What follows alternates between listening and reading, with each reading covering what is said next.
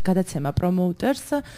დღეს ჩვენ გადაცემაში ვსაუბრობთ სოციალური მედიის გამოწვევების შესახებ და აქვე შეგახსენებთ ჩვენს ტელეფონის ნომერს 242-104-3. შეგიძლიათ დარეკოთ ჩვენთან სტუდიაში და დასვათ თქვენთვის საინტერესო შეკითხვა. დღეს გადაცემაში ვისაუბრებთ უშუალოდ სოციალური მედიის შესახებ, რამდენად კომპანიები სწორად მართავენ მედია საშუალებებს სოციალურ მედიაში, რამდენად სოციალური მედია არის დღეს ლიდერი და წამყვანი მედია საშუალება და შევეხებით ასევე სხვა მნიშვნელოვან თემებს, სიძულვილის ენას, მაგალითად, რომელიც ხშირად უკვე სოციალურ მედიაში გვხვდება ხოლმე ჩვენ დღეს სამწუხაროდ და რა თქმა უნდა გავიკებთ გზებს, როგორ შეიძლება რომ უკეთესად მართოთ ჩვენი კომპანიის გვერდი სოციალურ მედიაში, იმისთვის რომ ჩვენი კომპანია იყოს უფრო მეტად წარმატებული და ასე ვთქვათ შევინარჩუნოთ იმიჯი მომხმარებლის თვალში. გამიგრძელდა საკმაოდ ჩემი სიტყვა და შეგეკეთყვით რომ დღეს ჩვენი გადაცემის სტუმარი არის Social Shark-ის ბიზნესის განვითარების მენეჯერი ბატონი ნიკოლოზ ბოლქვაძე, რომელიც ამ თემასთან დაკავშირებით მოვიწვიეთ დღეს ჩვენ სტუმრად და უშუალოდ ვისაუბრებთ სოციალური მედიის გამოწვევების შესახებ. მოგესალმებით ბატონ ნიკოლოზ. გამარჯობათ. დიდი მადლობა პირველ რიგში ჩვენთან გადაცემაში სტუმრობისათვის. მადლობა რომ მომიწვიეთ. დიახ, ანუ აღნიშნე მე რომ თქვენ ხართ Social Shark-ის ბიზნესის განვითარების მენეჯერი, უშუალოდ ჩვენს მსმენელებს რომ აუხსნათ ამ კომპანიის შესახებ რა არის თქვენი მიზანი და რას ახორციელებთ. Social Shark-ი არის ჩეხეთში დაფუძნებული კომპანია, რომელიც 2008 წლიდან აქტიურობს სოციალური მედიის სივრცეში.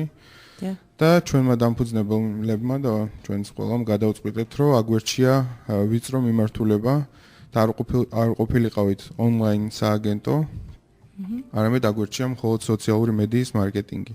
ვინაიდან ვფიქრობთ, რომ ეს არის განვითარებადი სფერო, რომელიც თავის ადგილს ცალკე დაიმკვიდრებს, ვიდრე სხვა დანარჩენი ონლაინ რეკლამები და ამიტომ მასზე საკმარისად მეტი დროის და რესურსის დახარჯვა არის საჭირო. 2015 წელს ჩამოვედი მე თბილისში, მანამდე პრაღაში მუშაობდი და კონსულტანტად ჩამოვყევი ჩეხურ კომპანიას სრულიად სხვა პროექტზე და როდესაც ვხვდებოდით მარკეტინგულ კომპანიებს, ჩემთვის ცხადი გახდა, რომ რეალურად ძალიან დიდი ნაწილი ის რაც სოციალური მედიის მართვაში ძალიან მნიშვნელოვანია, აკლდა ქართულ ბიზნეს სივრცეს და ერთ-ერთი შეხვედრიდან პირდაპირ დავურეკე ჩემს უფროს, ესე ვთქვათ და უთხარი რომ ჩვენ თბილისში ვხსნით ოფისს. ასე დავიწყეთ ნელ-ნელა და ვცდილობ. წარმომადგენლობა არის Social Shark-ის ერთ-ერთი ფილიალი არის, რომელშიც ყავს ჩვენ ახლა ქართული თანამშრომლები, რომლებიც ჩეხებთან ერთად მართავენ სოციალურ მედია პროფაილებს, აკაუნტებს ქართული კომპანიებისთვის.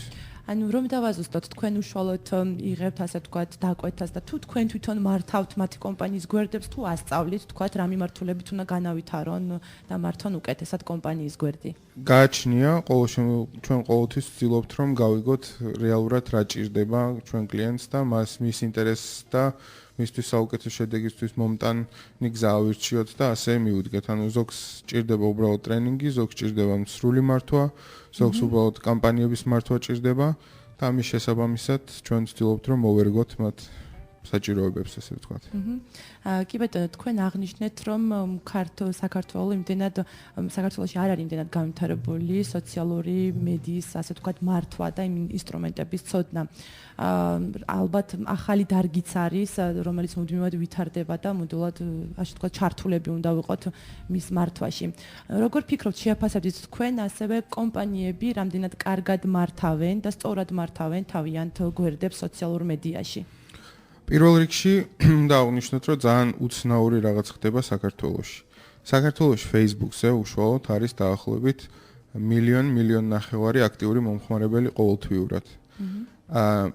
საშუალო ერთი გვერდის ცნობილი კომპანიების, დიდი კომპანიების გვერდებს საშუალოდ სულ მინიმუმ აქვთ 100,000 ლაიკი. ლაიქებზე მე ცალკე ვილაპარაკებ ზოგადად რას ნიშნავს. უბრალოდ წარმოუდგენლად დიდი არის ეს რიცხვი და უცნაურიც კი. ამიტომ ეს უბრალოდ ახასიათებს ქართულ მომხმარებლის ემოციურობას, რომ ისინი ემოციურად უმეგობრდებიან, ესე ვთქვათ, ბრენდს, რადგან მათ იციან მის შესახებ, ბრენდის შესახებ. თუმცა რეალურად რამდენად აისახება ეს კომპანიისთვის კონკრეტულ რამე შედეგში, ეს გაუგებარია.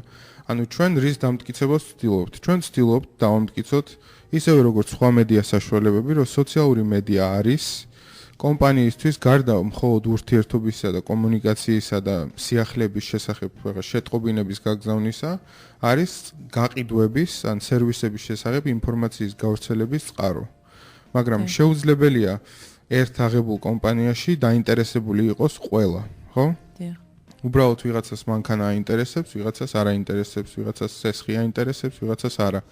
შესაბამისად ჩვენ ვცდილობთ, რომ სოციალური მედიის მენეჯმენტი დავიყვანოთ იმ დონემდე, როდესაც შესაძლებელი ხდება სწორედ შენი კომპანიისადმი დაინტერესებული ხალხის მოძებნა და არ არის ეს ასობით 1000, იმიტომ რომ რეალურად შეუძლებელია პატარა ქვეყანაში ამდენი ასობით 1000 ადამიანი დაინტერესებული იყოს და ის ლოიალური იყოს შენს მიმართ. შესაბამისად, სწორად მართავენ თუ არ მართავენ სწორად, უმეტესწილად სოციალური მედია არის გამოიყენება კომუნიკაციის და ზედმეტი პასუხისგებლობის სივრცედ, სადაც ვალდებული ხარ რაღაც პოსტი დადო, იმიტომ რომ გაქვს ეს ვალდებულება და იმიტომ რომ სხვები აკეთებენ და კითხვა არის მის და აქედან რა. შესაბამისად, მენეჯმენტი ამ გადაწყვეტილების მიღებას, როდესაც შენეუნები მოდი მე გიმართავ სოციალურ მედიას, იღებენ როგორც მხოლოდ ხარჯს, რომ ეს იქნება ჩემთვის დამატებითი ხარჯი რაღაც ხალხისთვის, რომლებიც იქ არიან და ანუ ხელშეუხებელია ეს სივრცე. ხედავ თვალში ესე შეიძლება არ ხდებოდეს, იმიტომ რომ შენ წვდომა მხოლოდ შენს აკაუნტზე გაქვს. შესაბამისად, მენეჯმენტს არ შეიძლება შთაბეჭდილება, რომ თანხას იხდის რაღაცაში, რაც მათ უკან უბრუნდებათ. აი ამის გარღვევა ეს ქართული დამოკიდებულება, ანუ ეს ზოგადად ეს არის განვითარებადი დამოკიდებულება, ანუ ასეთი დამოკიდებულება იყო ყველგან. უბრალოდ ის ნაწილი, ის ნაწილი, ის ქვეყნების ნაწილი, რომლებმაც ეს გაიარეს ეს ეტაპი, არიან ახლა შემდეგ ეტაპზე. ჩვენ სწორედ ამას ვცდილობთ, რომ საქართველოს გადავიყვანოთ სხვა ეტაპზე, როდესაც სოციალური მედია არის საშუალება, საიდანაც შენ შეგიძლია გაყიდვები გაზარდო, სერვისების შესახებ მეტი ინფორმაცია მიაწოდო მომხმარებლებს, აქტიურ მომხმარებლებთან პირადი ურთიერთობა გააჩინო. ეს შესაძლებელი აქამდე ნაკლებად და ნაკლებად იყო. ადრე მნიშვნელოვანი იყო, რამდენი დიდი იყო შენი გვერდი, მაგალითად ლაიქები რამდენი ქონდა. ახლა ამას არავითარი მნიშვნელობა არ აქვს, იმიტომ რომ რეალურად შენ შეიძლება შენს დამლაიქებლებსაც კი ვერ მიაწვდინო ხმა. ანუ შენს გვერდს მაგალითად თუ აქვს 100 ლაიქი, შენ რომ პოსტს დადებ, ის 100-ვე აუცილებლად არ ნახავს ამ პოსტს. ამას სხვა ტექნიკური ახსნები აქვს, მაგრამ შორს რო არ წავიდე, ქართული კომპანიები ზოგი მართავს, მაგრამ უნდა აღვნიშნო აუცილებლად ნიჭიერის გვერდი, რომელიც ალბათ იცით, რომ ძალიან პოპულარულია, გასაგები აქვს ბრენდი და ტელევიზია ეხმარება თავისთავად, ამის უარყოფა არ შეიძლება, თუმცა მათ ისინი სწორედ იყენებენ იმ ტრაფიკს, რაც გენერირდება მათ გვერდზე სხვადასხვა რესურსებიდან. სწორად მართავენ და სწორად გეგმავენ. ეს სწორად მართავენ, მაგალითად ნიჭიერი რომ ავიღოთ მისი გვერდი, რით არის გამორჩეული, თქვათ, სხვა გვერდებისგან. პირველ რიგში მე ყოველთვის ესე ვცდილობ, რომ ესე აუხსნა ხოლმე, სამი კითხვა მაქვს. ეს სამი კითხვა არის არიან თუ არა შენი მომხმარებლები სოციალურ ქსელში, ან რომელ სოციალურ ქსელში არიან. როდესაც შენ ყიდი ტრაქტორის ძრავის ნაწილს, სავარაუდოდ იმ ხალხის მოძებნა, ვინც ამაში დაინტერესებული იქნება, საკმაოდ რთულია. მაგრამ თუ კი გაქვს შოუ, როგორიც არის ნიჭიერი, მაშინ შენი ხალხი ზუსტად რომ Facebook-ზეა. პირველი კითხვა, არის ჩემი ხალხი Facebook-ზე, ну Facebook-ს იმიტომ ვაპარაკობთ სულ, რომ საქართველოში ყველაზე აქტიურია, თუმცა Instagram-ზე 160,000 ქართველია დარეგისტრირებული, ქართველი არაეროვნებით, არამედ საქართველოში მცხოვრები, რაც თავისთავად არ არის დაბალი რიცხვი. ესე იგი, არიან თუ არა ჩემი ხალხი სოციალურ ქსელში, შემდეგ რა არის სეგმენტაციას გულისხმობთ? სეგმენტი, ეს ჩემი სეგმენტი მომხმარებლების არის თუ არა Facebook-ზე, მაგალითად თუ Twitter-ზე არის თუ YouTube-ზე არის თუ Instagram-ზე არის, ეს უნდა განსაზღვრო წინასწარ, თორე დანარჩენი იქნება წყალში გადაყრილი ყველაფერი. პირველი გავარკვიე არიან, თქვათ არიან. შემდეგი კითხვა არის რა არის ჩემი მიზანი. ჩემი მიზანი არის ჩემი პროდუქციის გაყიდვა, ეს არის brand awareness, ანუ ბრენდის შესახებ ცნობადობის გაზრდა, თუ ეს არის აქტიურ მომხმარებლებთან, ანუ მომხმარებლებთან ურთიერთობის შექმნა. ურთიერთობას იმიტომ ამბობ, რომ ეს ორმხრივი არის და ხო, კომუნიკაციაც პრინციპში ორმხრივი არის, მაგრამ ურთიერთობა რახან სოციალური მედია არის, ეს არის მაგალითად Facebook-ი არასდროს არ ეძახის ხალხს მომხმარებლებს. ყოველთვის მომხმარებლებს ეძახის. ბოდიში ხალხს უძახის. ადამიანებს ან ხალხს. ანუ ესენი არ არიან რაღაც ერთეულები, ესენი არიან ადამიანები, რომლებსაც კონკრეტული რაღაც აინტერესებთ, კონკრეტული ფოტო უყენიათ, კონკრეტული ვიდეოები აქვთ ატვირთული, ანუ შენ იდენტობას იძენ ონლაინ სივრცეში და ეს პლატფორმა შენ გიყურებს როგორც ადამიანს. Facebook-ის მოტო არის ესეთი, რომ თავარი არის ადამიანი და ჩვენ ადამიანებს ვაძლევთ შესაძლებლობას ერთმანეთს გაუზიარონ მომენტები თავის ცხოვრებიდან. თუმცა მაინც Facebook-ი ასე ვთქვათ ცოტა დიქტატორიც არის ხოლმე, ეს რა თქმა უნდა შეიძლება ჩემი სუბიექტური აზრია, მაგრამ თუნდაც ახალი სერვისი აქვს, რომ YouTube-ზე, ანუ YouTube-ს ებრძვის, ასე ვთქვათ, კონკურენცია უნდა რომ გაუწიოს და ვთქვათ, უნდა რომ თავისი ვიდეოები მხოლოდ Facebook-ზე იყოს ატვირთული პირველად და შემდგომ ტექნიკური საკითხია, მაგას დაუბრუნდებით. ჯერ მესამე კითხვაზე გადავა, რაც ჩემს სამ კითხვაზე. ესე იგი, არიან თუ არა, რა არის ჩემი მიზანი და მე როგორ განვახორციელებ ამას. ეს არის აუცილებელი იმისთვის, რომ განსაზღვრო რა იქნება შენი შედეგი, იმიტომ რომ შედეგი რომ დაადგინო, ამისთვის უნდა შეგეძლოს რაღაცაზე შედარება. ამას ქვია KPI. Key Performance Index, ხო? ანუ მე დავსახავ კონკრეტულ მიზნებს და მე დროის განმავლობაში ვცდილობ გავარკვიო, მივაღწიე თუ არა მე ამ მიზანს. თუ ამ მიზანს ვერ მივაღწიე, ან გადავაფასებ და ახალ მიზანს ვცდი, ან მივხვდები რომ რაღაც არ მუშაობს. ამითი მე ვდგავ პირველ ნაბიჯს იმისკენ, რომ გავარკვიო რეალურად შედეგიანია თუ არა ჩემი აქტიურობა და ეს ხარჯია თუ ინვესტიცია ჩემთვის. ეს ძალიან მნიშვნელოვანი არის ეს ფრაზა, ხარჯი თუ ინვესტიცია, იმიტომ რომ თუ ჩვენ სოციალურ მედიას მხოლოდ უყურებთ როგორც კომუნიკაციის ერთ-ერთ საშუალებას, მაშინ ეს არის ხარჯი, თუ კი აქ შედეგზე ორიენტირებული კომუნიკაცია გვაქვს, მაშინ ეს არის ინვესტიცია, იმიტომ რომ ამას კონკრეტული ღირებულება აქვს ადამიანების სახით, რომლებიც ირჩევენ რა მოსწონთ მათ. რა თქმა უნდა, ალბათ უფრო ინვესტიცია არის, ვიდრე ხარჯი. ამ შემთხვევაში საქართველოში უმეტესწილად ეს არის ხარჯი. ვინაიდან კომპანიები უბრალოდ არ უყურებენ ან არ აკვირდებიან საკუთარ ქმედებებს და რა შედეგს იღებენ აქედან. ეს არის ვაუ კამპანიები, რომლებიც შეიძლება კარგად გამოიყურება, მაგრამ თუ დავსვათ კითხვას რა მომიტანა ამ კამპანიამ, შეიძლება პასუხი ვერ გასცეთ, იმიტომ რომ ეს კითხვა არც გქონიათ დასაწყისში. ანუ მხოლოდ ბრენდის ცნობადობის გაზრდა არ არის ლიმიტი იმისი. შეიძლება იყოს თავარი ამოცანა, მაგრამ ლიმიტი არ არის, ხვდებით? ბევრად მეტი რამის გაკეთება შეიძლება, ვიდრე მხოლოდ brand awareness-ის კამპანიის ჩატარება. შესაბამისად, აი სწორედ ამას ვცდილობთ, რომ აუხსნათ, დავაფიქსიროთ ყველგან, რომ ეს არ არის ლიმიტი, არ არის აუცილებელი აქ გაჩერება, უფრო რთულია, უფრო შრომატევადია ამის გაკეთება, მაგრამ შესაძლებელი. კი ბატონო, ამ კითხვით ჩვენ სულ მალე დავბრუნდებით, მცირე პაუზა გვაქვს.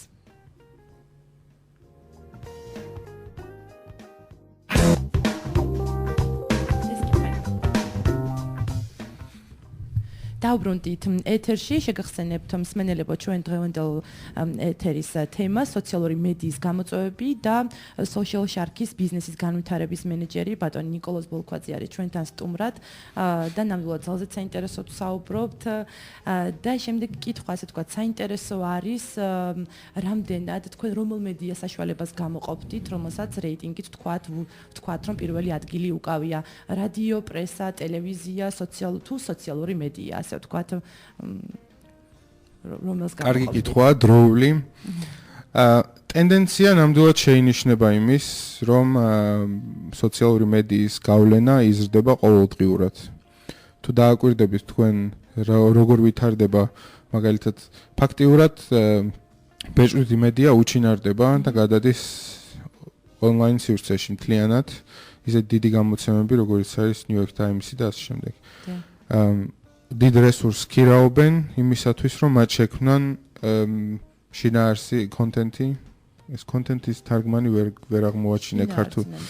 ბოლომდე არ გადმოცემს ხო შიქ თავსია. პროფესიონალები გვაპატიებენ იმედია, სპეციფიკური თემა არის ნამდვილად. ჯერ ვერ ჩავწვდით მაგდან ქართულს რომ თარგმნოთ რაღაც სიტყვები, მაგრამ გვაკრიტიკებენ სხვათა შორის მაგაზე, მაგრამ ეს ცალკე სიტყვა არ შეესადაგება, ასე ვთქვათ, იგივე თქვა ლაიქები, ნუ მოწონება, თქვა შეიძლება მაგრამ ბევრისთვის გაუგებარი იყოს, ასე რომ შეიძლება რაღაცა თქვა. შეიძლება გავაპაროთ ზოგჯერ. ტელევიზიას რაც შეეხება, ტელევიზიას ძალიან დიდი როლი უჭირავს და ძალიან დიდი მედია ბიუჯეტი იხარჯება ამაზე. და ეს არის ყველაზე მნიშვნელოვანი, იმიტომ რომ რეალურად ნებისმიერი სივრცე შეიძლება განვითარდეს მაშინ, როცა მისკენ მიმართულია დიდი რაოდენობის თანხა და ინვესტიცია.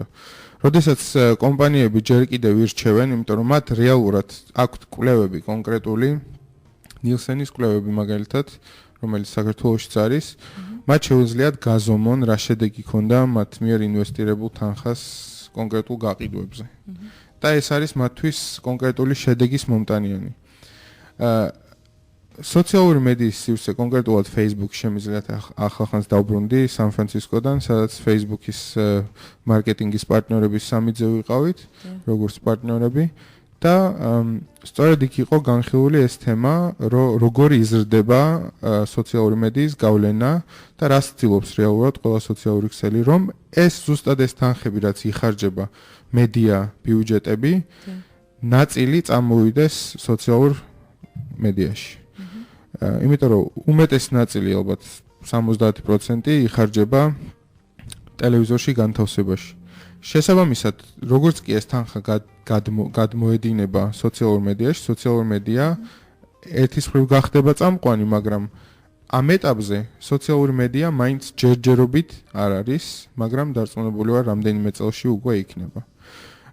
მეც ესე მგონია ნამდვილად. კი, ეს გარდაუვალია, იმიტომ რომ ბევრად უფრო კომფორტულია საკუთარ ტელეფონში, smartphone-ში, თუ დააკვირდებით ტელეფონების ზომას. ეს მიუთითებს, ხო? ანუ ჯერ იყო ძალიან დიდი, იმიტომ რომ ტექნოლოგიურად რთული იყო რადიოგადამცემების დამზადება, შემდეგ დაპატარავდა ტელეფონები, ახლა გაიზარდა, ოღონდ ეკრანი გაიზარდა. ანუ ყველას ჩვენ გვინდა რომ ჩვენს პატარა ეკრანზე, თუ უკვე დიდ ეკრანზე დავინახოთ ის, რაც ჩვენს ინტერესებზეა მორგებული. ჩვენ აღარ გვინდა დაპროგრამებული ტელევიზორი, რომელიც გვაჩვენებს იმას, რაც სხვამ აირჩია ჩვენთვის.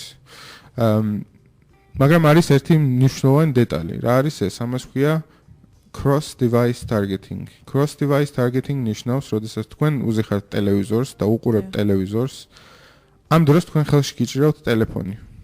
შეგიძლიათ დააკვირდეთ საკუთარ თავს, რამდენჯერ შედიხართ მაგალითად Facebook-ზე დღის განმავლობაში, მაშინ როდესაც ტელევიზორს უყურებთ, ან სხვა რაღაცას აკეთებთ. ზოგადად ერთდროულად რამდენიმე საქმის კეთება, ეს თანამედროვე ადამიანის დამახასიათებელია უკვე და ტელეფონის ხელში ჭერა მით უმეტეს. ეს საკმაოდ სასაცილოდაც გამოიყურება საქართველოში, იმდენად აქტიურად უჭირავთ მობილური ტელეფონები ხელში. აი სწორედ ამიტომ მიჩნდება ხოლმე მეკითხვა. როდესაც მიმოიხედავთ ან ტელეფონებს ყიდით თვითონ, ან ტელეფონის მომსახურებას, როგორ შეიძლება ეს პლატფორმა არ გამოიყენოთ და ამ ხალხთან კომუნიკაცია არ დაამყაროთ. მაშინ როდესაც ტელეფონებში, smartphone-ებში Facebook-ი არის 4 აპლიკაციას შორის ერთ-ერთი ყველაზე მოხმარებადი. როდესაც 5 წუთში 1 წუთს 2 წუთამდე მომხმარებელი ატარებს Facebook-სა და Instagram-ზე ერთად. ეს არის წარმოუდგენელი დიდი რაოდენობა დროის, რასაც ადამიანი Facebook-ზე ატარებს. შესაბამისად, ამ დროში ჩვენ შეგვიძლია მას მივაწოდოთ მასზე მორგებული რეკლამა. ანუ იქ მივდივართ იქამდე, რომ მედია ბიუჯეტების გადმოსროლა უნდა მოხდეს. მაგალითად, ჩეხეთში ჩვენთვის ეს პრობლემას წარმოადგენს, რომ დავარწმუნოთ დიდი კორპორაციები, რომლებსაც აქვთ მედია სააგენტოები, რომლებიც მათთვის შეიძენენ ამ თუ იმ განთავსებას, ტელეგანთავსებას, რომ სოციალური მედიის ბიუჯეტი გამოაცალკევონ და გახადონ როგორც ცალკე მიმართულება.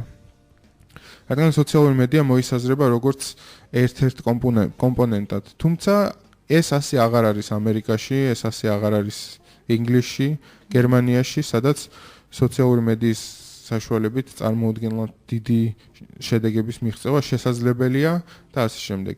მაგალითად, ახლა ჩვენ გვაქვს ესეთი პროდუქტი, რომელიც სამწუხაროდ საქართველოში ალბათ იქიდან ეკონომიკური სიტუაციიდან და ზომიდან გამომდინარე არ მეჩვენება შეძლებადათ, მაგრამ როდესაც Facebook-ში ხარჯავ $50,000 ერთ კამპანიაზე, მაქსიმუმ ეს კამპანია შეიძლება გაგრძელდეს 3 თვე, ჩვენ გვაქვს შესაძლებლობა Social Sharks, რომ ეს მივაბათ უფასოდ Nielsen-ის კვლევებს.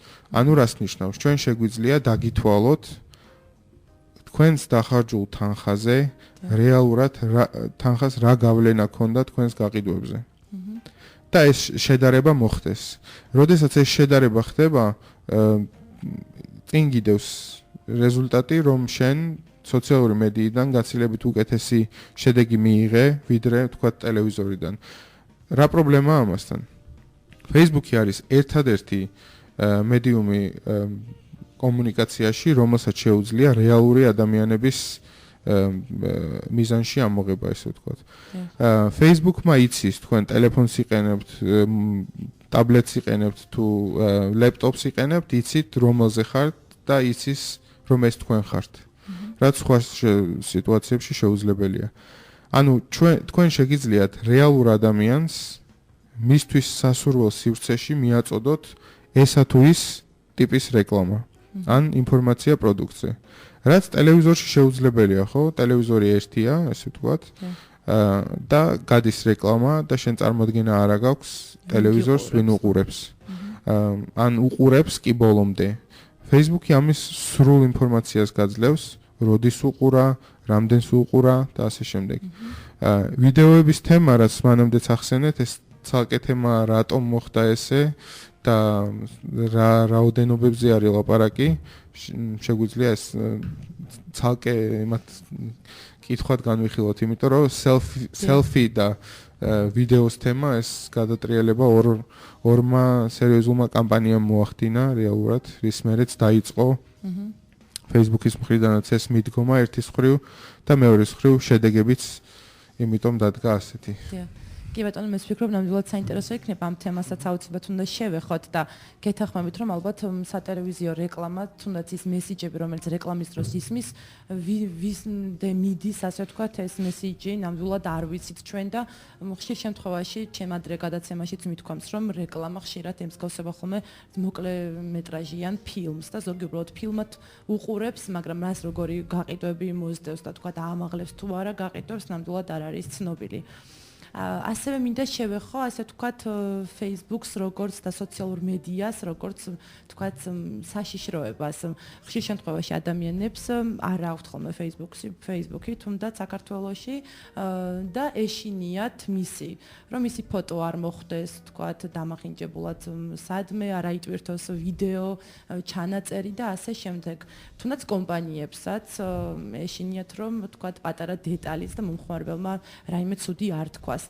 თქვენ როგორ ფიქრობთ, სოციალურ მედიას შეუძლია თუ არა ჩაძიროს, ასე ვთქვათ, კომპანია და შავი პიარი, ასე ვთქვათ, დაიწყოს კომპანიის მიმართებაში? თეორიულად ყველაფერი შესაძლებელია, სანამ ეს შეუძლებელი არ გახდება, შესაბამისად რთულია იმის თქმა, რა შეიძლება მოხდეს. დღევანდელ დღეს ჩვენს ცხოვრებაში არსებობს სოციალური მედია, სოციალური ქსელები, ეს ჩვენი ცხოვრების შემადგენელი ნაწილია, რაც ასე არ იყო 10 წლის წინ მაგალითად.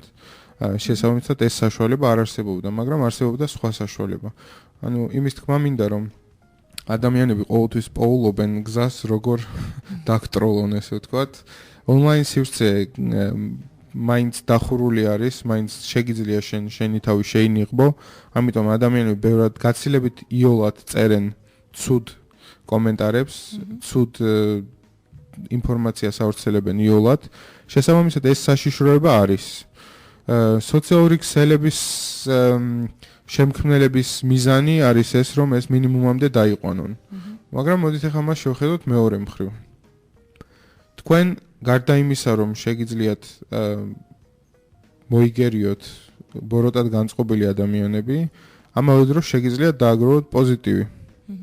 თქვენ შეგიძლიათ იმუშაოთ იმაზე, რომ შექმნათ ლოიალური მომხმარებლების, ლოიალურად განწყობილი ადამიანების ჯგუფი, რომელიც თქვენ მაგალითად დაგიცავთ. ანუ რეალურად თქვენ იქმნით საშუალებას კი შესაძლებელია ვიღაცამ დაგარტყათ, მაგრამ ასევე შეიძლება დაგარტყათ გაზეთით ან ტელევიზიით, ან პოსტერების ქუჩაში გაკვრით. მაგრამ ამავე დროს სოციალურ ქსელებს თქვენ შეგიძლიათ თავი დაიცვათ. თქვენი კომპანია თუ ახორციელებს ხოლმე, თქვათ ანტიკრიზისულ თავისთავად კრიზისული კომუნიკაციის შემადგენელი ნაწილია, შეიძლება მოყვეს ნებისმიერ პოსტს და ყოფილა ეს ჩვენ შემთხვევაში, როდესაც მაგალითად არის კონკრეტული ბრენდის სიტუაციაში ჩვენ დავდეთ რაღაც პოსტი, რომელზეც რელიგიურად მოტივირებულმა ადამიანებმა გადაწყვიტეს, რომ ჩვენ მათ შეურაცხყოფას ვაყენებდით და მოაწყეს დიდი სკანდალი, ტელევიზორში ჩაერთენ და ასე შემდეგ. სრულიად უწყინარი პოსტის მიმართ. ანუ ის რომ ვიღაცა გაღიზიანდება რაღაცით, ეს ამან არ უნდა შეგაშინოს იმაში, რომ შენ კომუნიკაცია და ურთიერთობა დაამყარო შენს მომხმარებლებთან. არავითარ შემთხვევაში, იმიტომ რომ რეალურად სოციალურ ქსელებში არ ყოფნა კიდევ ერთხელ იმ კითხვას თუ დაუბრუნდებით, თუ შენი მომხმარებლები იქ არიან და შენ იქ არ ხარ, შენ რეალურად უზღუდავ მათ შესაძლებლობას, რომ შენზე კარგი დაწერონ. და ცუდის დამწერი თუ გაბრაზებულია, ის მაინც იპოვის გზას, როგორ დაწეროს ცუდი. ასე რომ თავისთავად ნებისმიერი რამის შეზღუდვა არანაირად არ შველის მდგომარეობას, არც კომენტარების წაშლა თუ ეხა იქნება არ არის. ყოველთვის ვამბობ, გაეცით პასუხი ტროლებს, იმიტომ რომ როგორც წესი თუ ჩაყვები ბოლომდე და არ დაგეზარება, ისინი ან შლიან თავის კომენტარებს, ან აღმოაჩენ, რომ სრულიად არაფერ შუაში არ არის იქ. ანუ წაშლა მაინც მიზანი. არავითარ შემთხვევაში არ უნდა წაშალო, იმიტომ რომ ეს იმ ადამიანის პატივი უნდა იმდანაც რამდენიც ეს მისი აზრია. თუ ეს არის კონსტრუქციული კრიტიკა, თუ იქ შეურაცხყოფას აყენებს კონკრეტულად ვიღაცას ამცირებს ან უმცირესობის ჯგუფს, ან რელიგიურ ჯგუფს, ან ასე შემდეგ, ის შეიძლება ან აგინებს, თავისთავად ის უნდა წაშალო. ამის დაბლოკვა შეიძლება Facebook-ზე, კონკრეტული სიტყვების დაბლოკვა და ეს უკვე პრობლემას აღარ წარმოადგენს. სპამები ცენზურა დააწესო მათ. ცენზურა არის კონკრეტულ სიტყვებზე, შეგიძლია ცენზურა დააწესო და ის კომენტარი უბრალოდ არ დაიპოსტება, ანუ დამწერი დაინახავს, რომ ეს კომენტარი არ იპოსტება. იმიტომ რომ იქ გამოყენებულია კონკრეტული სიტყვა. რაც შეეხება იმის წაშლას და იქ მხოლოდ პოზიტიური კომენტარების დატოვებას, ეს შენს დამცველებსაც უზღუდავს შესაძლებლობას, რომ დაგიცვან. შესაბამისად, დარეგისტრირდით Facebook-ზე, გახსენით გვერდები და თვალყური ადევნეთ და მოусმინეთ იმ ადამიანებს, ვინც თქვენთვის წერს რაღაცას. კი ბატონო, საინტერესოა, ასე ვთქვათ, სოციალურ მედია არის თუ არა მსხვილი კომპანიებისთვის უფრო ნეგატიური და საშიში და მათ ექნებათ თუ არა კრიზისული სიტუაციები, მაგრამ ასევე მინდა რომ მსმენელებსაც უთხრა, თუ არის დასაჯერებელი, ვთქვათ, ხშირ შემთხვევაში შესაძლებელია რომ იყოს ისეთი ვიდეო, რომელიც არ არის სანდო და ვთქვათ, გავიხსენე პოპულის მაგალით, სადაც თაგვი დარბოდა და სულ არ ვიცი შესაძლებელია ეს თაგვი სპეციალურად იყო, შეიძლება და ამაზე ვიდეო გაკეთეთ, ასე ვთქვათ, რომ ჩაეძირათ კომპანია მის კონკურენტ კომპანიას. ასეთი სიტუაციები ხდება მთელ მსოფლიოში. არ იფიქროთ არც ერთი წუთით, რომ ტროლები მხოლოდ საქართველოში არსებობენ. ის ქართველი ტროლები ქართულად ლაპარაკობენ და ჩვენ ქართველებს გულზე გვხვდება უბრალოდ, თორე ასეთი ადამიანები ყველგან არიან. კომპანიამ ეს უნდა გამოიყენოს იმისათვის, რომ აჩვენოს, რომ ეს ასე არ არის.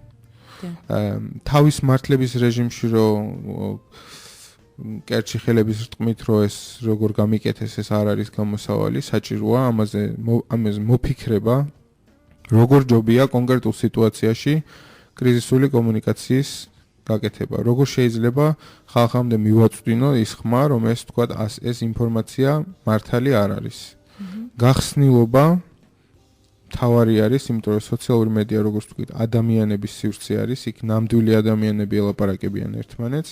შესაბამისად, ჩვენ უნდა მოვახდინოთ ადამიანურ ენაზე ახსნა, განმარტება, ეს ბევრ კომპანიას დამართნია ამერიკაში თუ არ ვცდები FedEx-ის პოსტალიონები ისროდნენ ყუთებს. და გადაიღო ეს კამერამ დააფიქსირა, მანქანიდან გადმოსვლა ეზალებოდა პოსტალიონს და ისვრიდა ყუთებს.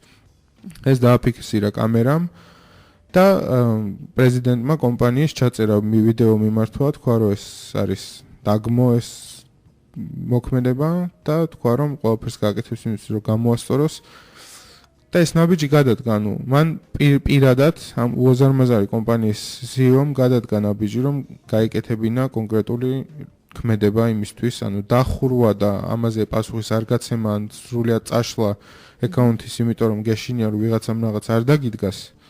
თუ ეს Facebook-ზე არ გავრცელდება, ეს YouTube-ზე გავრცელდება, YouTube-ზე თუ არა, აი ვიდეოზე, ან ტელევიზორში აჩვენებს ვიღაც. ამ გზას ადამიანები მაინც იპოვიან. არ იყო სოციალური მედია, მაგრამ კომპანიების მიმართ შავი პიარი იყო, ხო?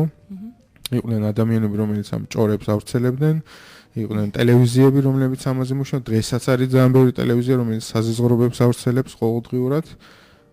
ამიტომ ეს ამას ნამდვილად ვერ მოვიყვანდი არგუმენტად და მით უმეტეს დიდი კომპანიებისთვის, რომლებიც არ ყოფნაც სოციალურ ქსელებში დიდ დანაკარგად მიმაჩნია. თქვენ როგორ ფიქრობთ, სოციალური მედია, იგივე Facebook-ი, ალბათ პირველ რიგში საქართველოში, რადგან უფრო მეტად მოხმარებადი არის თუ არა ყველაზე ძლიერი მედია საშუალება იმ კუთხით, რომ ადამიანებს შეგვიძლია საკუთარი აზრი გამოვხატოთ, თქვათ, დადებითი, უარყოფითი და ასევე შეგვიძლია თუნდაც პიროვნულადაც ძალიან ბევრი ადამიანი გავაკრიტიკოთ, წამოვჭრათ ასე თქვათ დისკუსიები, თუნდაც გავიხსენებ რუსთავი ორის იგივე და ნიჭიერს გავიხსენებ, როდესაც გოგონა, რომელიც მისმა მეგობარმა განაცხადი გააკეთა, რომ ის მიიყვანეს, თქვათ, სპეციალურად ნიჭიერში და მისმა ერთმა პოსტმა, ასე თქვათ, ძალიან ბევრი გაზიარება მიიღო და ასე თქვათ, მოუწიათ კიდევაც, თუნდაც ერთი ადამიანის პატარა ინფორმაციამ დაპოსტილმა მოუწია გენერალურ დირექტორს განცხადების გაკეთება ამის შესახებ. არის თუ არა, ასე თქვათ, სოციალური მედია ძალიან ძლიერი, თუნდაც შეეძლოს მას მოაწყოს რევოლუცია, ასე ვთქვათ. ძალიან ბევრ ქვეყანაში სოციალური მედია გამოიყენება როგორც პოლიტიკური იარაღი. იმ თვალსაზრისით, რომ არა როგორც მანიპულაციის, არამედ როგორც ხმის მიწვდენის. ეს არის ადამიანების სივრცე, სადაც ადამიანები ძალიან აქტიურად გამოხატავენ თავის აზრს ყოველი დალაიქებით, ყოველი გაზიარებით, ეს მათი პოზიციაა მეტნაკლებად. აუცილებლად არის ძალიან ძლიერი, წარმოიდგინეთ 13 ივნისი.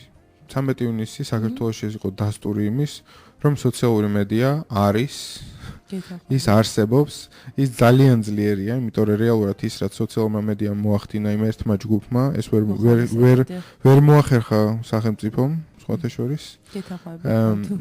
მთელი ერის კონსოლიდაცია მოხდა Facebook-ზე, სხვაგან ხო არ მომხდარა. ჩვენ ეს რაც არ უნდა ვეცადოთ ახლა რომ ვთქვათ რომ ეს არ არსებობს, ის არსებობს და ის ბრუნავს ასე რომ კი ბატონო, ჩვენ მცირე პაუზაზე გავდივართ და 2 წუთში დავბრუნდებით დაგველოდეთ.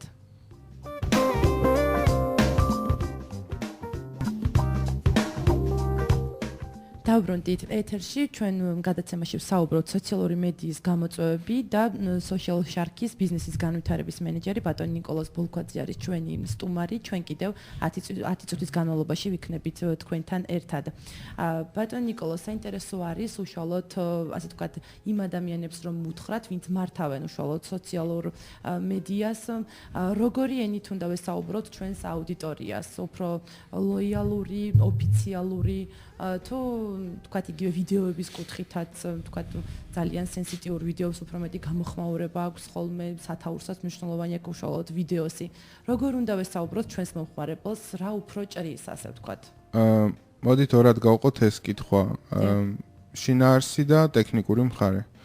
შინაარსის თვალსაზრისით რასაკვირველია, ეს დამოკიდებულია ბრენდზე. არ შეიძლება ყველა ბრენდი იყოს სულელი და ქარაფშუტა. აუცილებელია რომ კონკრეტულ მაგალითად ფინანსური სექტორის ბრენდებისგან მომხმარებლებს არ აქვთ მოლოდინი ძალიან ხუმარასი და ასე შემდეგ. უფრო დაბალანსებული, ამბიციური, კარგი იუმორი, ყოველთვის კარგად მუშაობს. თუმცა ესეც გააჩნია სიტუაციას, გააჩნია მომენტს. ძვირფასო მომხმარებლებო, დაივიწყეთ. ძვირფასო მეგობრებო.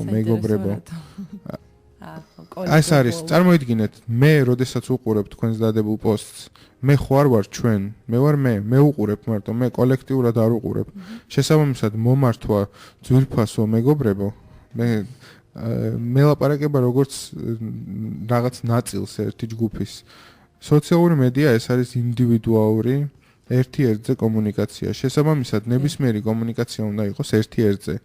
ყოველთვის ამას ვამბობ. ილაპარაკეთ და წერეთ სოციალურ ქსელებში ისე, თითქოს ელაპარაკებით მეორე ადამიანს. ან თუ რთული არის, უხსნით 12 წლის ან 9 წლის ბავშვს. რა არის ეს? თუ რამე რთულზე არის ლაპარაკი. ფანტასტიკური გვერდია, მაგალითად, ზოოპარკის გვერდი. ჩვენი არ არის, ამიტომ შემიძლია თავის ხებაში არ გამაკრიტიკებს არავინ. ჩვენც კარგი გვერდები გვაქვს social site. ზოოპარკის გვერდი. რატო? არის აბსოლუტურად რელევანტური და შეესაბამება იმ მოცემულობას, რაც მათ აქვთ. სიამოვნება იმ პოსტების კითხვა ნამდვილად. და პოპულარულიც არის. თან ალბათ მასალაც არის ერთი ცხოველების. მასალა თქვენ უნდა შექმნათ, ხო? ანუ მასალა თავისთავად არ დევს სადღაც თაროზე, ან მაგალითად ტელევიზიას ნიჭიერს ბევრად უფრო მეტი მასალა აქვს, ვიდრე რომელიღაც ბანკს, მაგრამ არის მიდგომები, ამას მუშაობა ჭირდება, ამას კითხვა ჭირდება იმის, რა უნდათ რეალურად შენგან მომხმარებლებს. ეს მოთხოვნები იცვლება დროთა განმავლობაში, იმიტომ რომ ინტერნეტ მომხმარებელს ძალიან მალე ბეზრდება ნებისმიერი სახის ერთნაირი კონტენტი შინაარსი, შესაბამისად თქვენ მუდამ უნდა შესთავაზოთ მას ახალი ფორმა ამის მიწოდების. ახლა რაც შეეხება ტექნიკურ მხარეს. თქვენ იმყოფებით არა საკუთარ სახლში, არამედ იმყოფებით კონკრეტულ პლატფორმაზე, რომელსაც თავის წესები აქვს. შესაბამისად, თქვენთვის უფრო მომგებიანი ამ წესებით თამაში, ვიდრე ამ წესებთან ბრძოლა. მაგალითად, როდესაც პოსტს წერ, როგორც წესი ჯობია, რომ 250 სიმბოლოში ჩაატიო. რატომ? იმიტომ რომ შემდეგ ემატება see more, ნახეთ მეტი და როგორც წესი, თუ ვიღაც ძალიან დაინტერესებული არ არის, ამას არ ნახულობს. ეს ჩემ აზრს არ ვამბობ, მე სტატისტიკურად ასეა. ზოგადად სტატისტიკა ძალიან მნიშვნელოვანია და ეს შესაძლებელია, რაც თავარია სოციალურ ქსელებში, ამიტომ ეს არის მთავარი, რომ მუდამ უნდა ილაპარაკო სტატისტიკით ესენით და არა საკუთარი მოსაზრებებით, იმიტომ რომ საკუთარი მოსაზრება, მხოლოდ საკუთარი მოსაზრება მეტი არაფერი. რაც შეეხება ვიდეოებს. ვიდეოები ეს ნახვა როგორც წესი, რამდენადაც უცნაური არ უნდა იყოს, არის 3-5 წამი. ამდენად ასწრაფებულია, თუ გსმენიათ Vine, ასეთი შესახებ აპლიკაცია, რომელიც არის 6 წამიანი ვიდეოები. იქ ზოგიერთ მომხმარებელს აქვს გამომწერები რამდენიმე 10 მილიონი, იმიტომ რომ 6 წამში ატევენ რეალურად საკუთარ სათქმელს. და ეს უწყვეტი ვიდეო არის ტრიალებს და ძალიან ახალი ტიპი არის ვიდეოსი, ხო, რეალურად 6 წამში შეიძლება სათქმელი ჩაატიო. 6 წამში შეიძლება სიმღერა იმღერო. უცნაურია, თითქოს ძალიან სწრაფია, მაგრამ მიუხედავად იმისა, უზომოდ პოპულარულია. ანუ მოკლე მესიჯებით, მარტივი მესიჯებით ელაპარაკეთ უშუალოდ ადამიანებს და ეს არის იმის გარანტია, რომ თქვენ და უსმინათ რაც თავარია. თუ არ უსმენ, თუ არ იცი მათ რა უნდათ შენგან, თუ არ უყურებ, რა რეაქცია აქვთ, რთულია იმის გაგება, მომავალში რა უნდა აკეთო. ანუ არ არსებობს მე არც ალქიმისტი ვარ და არც ფოკუსნიკი, რომელიც რაღაც ილუზიონისტი, რომელიც რაღაცა კნოპკაზე დაჭერა იცის ხელის და მე იქ რაღაც სასწაული ხდება. ეს არის მუდმივი მონიტორინგი იმის, რასაც შენაკეთებ და შედეგების ანალიზი. მივახციე თუ არა მე ჩემ შედეგს. დიახ. ასევე მაინტერესებს კითხვა, სანამ ჩვენი გადაცემა, ასე ვთქვათ, დასასრულისკენ მივა. საინტერესო არის ვებგვერდებმა რამდენად დაკარგეს თავიანთი ფუნქცია. საერთოდ გვინდა თუ არა ვებგვერდი, აუცილებელია თუ არა გქონდეს უკვე ვებგვერდი. რადგან შეგვიძლია სოციალურ მედიაში, იგივე Facebook-ზე გქონდეს ჩვენი გვერდი, ასე ვთქვათ, page-ი და ვესაუბროთ მომხმარებელს და სხვადასხვა აქტივობები ვახორციელოთ. დაკარგა თუ არა, თქვა სოციალურ მედიამ თითქოს ძალიან ბევრი რაღაცა შეჭამა, ასე ვთქვათ. წარმოიდგინეთ საკუთარი თავი, ყველაზე მარტივია. პირველ რიგში უნდა ვთქვათ, გააჩნია ვებგვერდს, გააჩნია რისთვის. თუმცა ვებგვერდების მთავარი აუცილებლობა ეს არის მობილური ვერსიები. მობილურ ტელეფონზე გადასვლა ეს არ არის მომავალი, ეს უკვე მოხდა. 75% ტრაფიკის Facebook-ზე მაგალითად მოდის მობილური ტელეფონებიდან. ანუ მობილური ტელეფონები არის მთავარი ძირითადი საშუალება, რითიც ჩვენ ვიგებთ ინფორმაციას, ვეძებთ და ასე შემდეგ, უყურებთ ვიდეოებს. შესაბამისად, ვებგვერდები რასაკვირველია არის აუცილებელი კონკრეტული კონკრეტული კომპანიებისთვის, თუმცა მცირე და საშუალო კომპანიებისთვის Facebook-ი სრულიად დამაკმაყოფილებელია იმისთვის, რომ მათი ინფორმაცია მიაწოდონ სერვისების შესახებ, მიიღონ ზარები, მიიღონ მოთხოვნები, უპასუხონ და ასე შემდეგ. მესეჯის შეტყობინების გაგზავნის ფუნქციით, კომენტარების სერვისების ფუნქციით, შესაბამისად ყველაფერი შესაძლებელი არის Facebook-ზე განხორციელდეს, ამიტომ დიდი რესურსის ხარჯვა საიტების შექმნაში, რომელიც მობილურზე მორგებული საერთოდაც არ არის, ამაზე არც უფიქრიათ, ეს არის უბრალოდ რესურსების და დროის კარგვა. დიახ. ასევე ბოლო შეკითხვა, ჩემის მხრივ კამპანიებზე მინდა რომ ვისაუბროთ, რამდენად აქტუალური არის კამპანიები დღეს, თქვენ რომელი კამპანია დაგახსოვთ ქართული სინამდვილიდან გამომდინარე და როგორ ფიქრობთ თქვენ და შეაფასებთ რომ უფრო მეტად მსხვილ კომპანიების მიერ წარმოებული კამპანიები უფრო მეტად წარმატებული არის ვიდრე ვთქვათ პატარა ორგანიზაციების მიერ, თუმცა საზღვარგარეთ უფრო პირიქითაც ხდება. კამპანიები ეს არის ფორმა, როგორც თქვენ შეგიძლიათ მოკლე დროში კონკრეტული შედეგი გაზომოთ. არის ერთი ძირითადი კომუნიკაციის არხი, რომელთაც თქვენ მუდამ კომუნიკაციას ახდენთ მომხმარებელზე, მაგრამ მეორე არის კამპანია, რომელიც კონკრეტულ ერთ მიზანს ემსახურება. ამიტომ კამპანიები არის აუცილებელი, კამპანიებს აქვს თავისი შედეგი და თავისი ანალიზი. ქართული კამპანია ვერ გეტყვით, რომ ბევრი დამამახსოვრდა, იმიტომ რომ ჩემთვის პრობლემა ამ კამპანიებს ის აქვს, რომ მხოლოდ ერთ შედეგში აისახება, ეს არის ბრენდის შესახებ ინფორმაციის გავრცელება. 13 ივნისი თავისთავად კამპანია იყო და ძალიან ეფექტური იყო, მაგრამ ნუ იქ გასაგებია სიტუაცია იყო. ჩვენ ჩავატარეთ მაგალითად რუსთავიორს დავეხმარათ, იმიტომ კამპანია თუ გახსოვთ.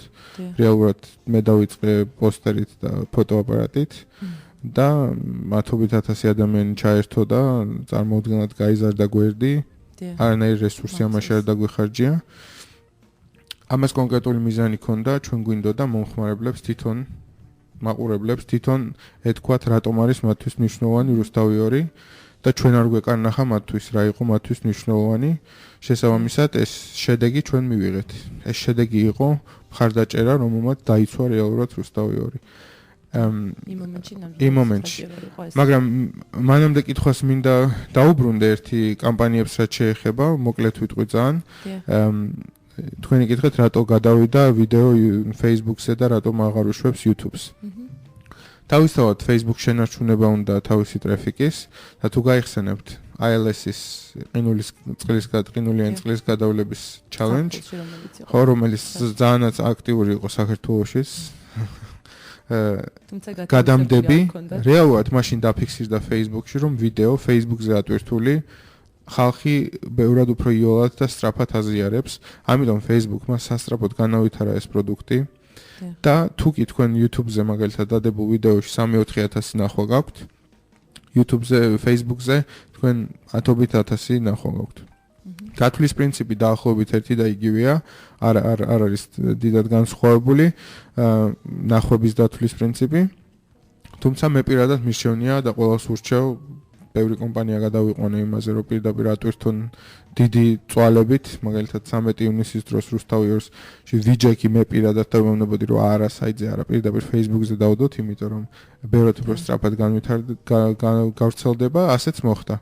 რეალურად, რაც მანამდე თქვი, როდესაც ამ პლატფორმაზე ხარ, ამის წესებით უნდა ითამაშო. შესაბამისად იღებ რეზულტატს. მეორე, ეს თქვათ selfie, რომელსაც ახლა ყველა იღებს და Facebook-ზე მალე პროფილის ფოტოება დაემატება ვიდეო და სპეციალური აპები იქნება, რომელიც ამ ვიდეოს ამზადებს, ანუ გაშეშებული ფოტო აღარ იქნება. ეს selfie დაიწყო Ellen DeGeneres-მა, რო გააკეთა ოსკარზე selfie. როდესაც, ანუ selfies მანამდეც იღებდა რასაკვირველია ხალხი, უბრალოდ ეს selfies მომენტი, რო აი ესეთი აქტუალური გახდა მაგ ფოტოს შემდეგ. ამ ორმა კამპანიამ ესე ვთქვათ, შეცვალა ქცევა მომხმარებლის და დიდი გავლენა მოახდინა როგორც საერთაშორისო ისე ქართულ სოციალური მედიის სივრცეში. ნამდვილად ჩვენთანაც აქტუალური არის სელფის გადაღება. სამწუხაროდ ჩვენი გადაცემა ამით ამოიწურა, ნამდვილად ძალიან საინტერესოდ ისაუბრეთ და იმედი მაქვს რომ ჩვენი სტუმარი იქნებით ხოლმე ხშირად. აუცილებლად. წარმატებას გისურვებთ თქვენ საქმიანობაში. დიდი მადლობა თქვენც ასევე. დიახ. აქ ჩვენს მსმენელებს დავამშვიდობები, ჩვენ მომავალ ორშაბათს ახალი თემით და სტუმრით შევხვდებით. ნახვამდის.